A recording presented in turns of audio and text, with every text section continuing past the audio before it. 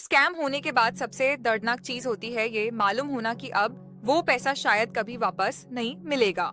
आज मैं तुम्हें दिखाने वाला हूँ स्कैम मनी का असली सफर। Money trail. जब विक्टिम पैसा भेजता है वो पैसा सीधा स्कैमर के पास नहीं जाता। सबसे पहले वो एंटर होता है एक मूले अकाउंट में।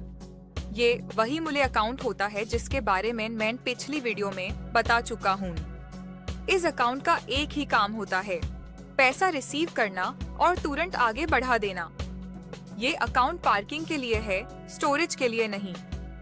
कभी कभी पैसा यहाँ सिर्फ 5 मिनट रुकता है, कभी आधा घंटा, बस उतना टाइम जितना सिस्टम को कंफ्यूज करने के लिए चाहिए।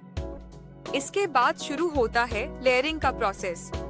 अब पैसा एक जगह नहीं रुकता। एक मूले अकाउंट से दूसरे मूले अकाउंट, दूसरे से तीसरे, तीसरे से चौथे अमाउंट को तोड़ दिया जाता है। अगर 1 लाख आया है तो 20,000, 30,000, 15,000 ऐसे करके अलग अलग डायरेक्शंस में भेजा जाता है। कभी यूपीआई, कभी आईएमपीएस, कभी किसी वॉलेट में, कभी किसी रैंडम बैंक अकाउंट में। इसका पर्पस सिर्फ एक होता है, ट्रेल को लंबा बनाना। क्योंकि जितनी लंबी चेन होगी उतनी मुश्किल इन्वेस्टिगेशन होगी और उतना टाइम अथॉरिटीज को लगेगा।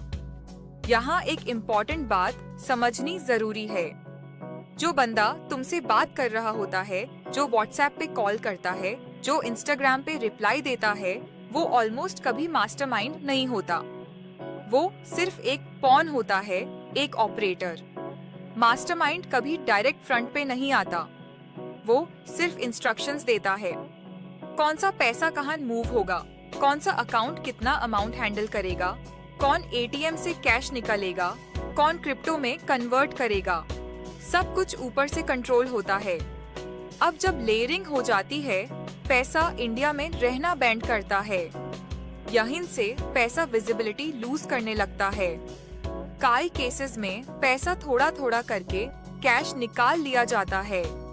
Different ATMs, different locations, different time slots, ताकि सीसीटीवी और लोकेशन पैटर्न मैच न करे। कुछ केसेस में पैसा वॉलेट के थ्रू क्रिप्टो एक्सचेंजेस तक पहुंचता है।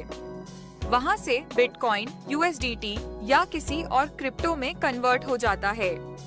क्रिप्टो का यूज इसलिए होता है क्योंकि आम आदमी के लिए ये बिल्कुल इनविजिबल होता है।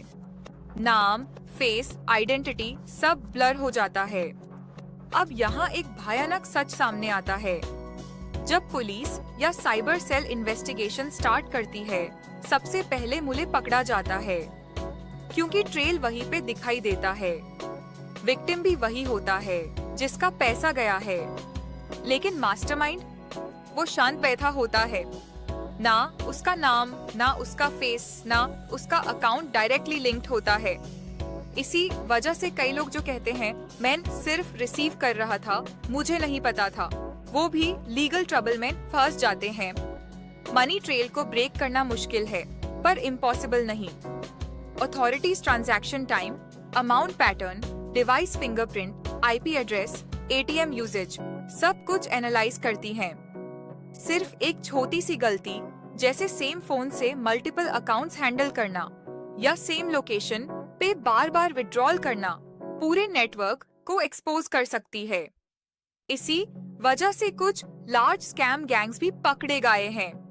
लेकिन आम आदमी के लिए सबसे बड़ा लेसन ये है, अगर तुम किसी के कहने पे अपना अकाउंट यूज करने देते हो, चाहे वो बोले सिर्फ पैसा आएगा, कोई रिस्क नहीं, बस हेल्प करनी है, तो याद रखो मनी ट्रेल तुम पर ही रुक सकता है।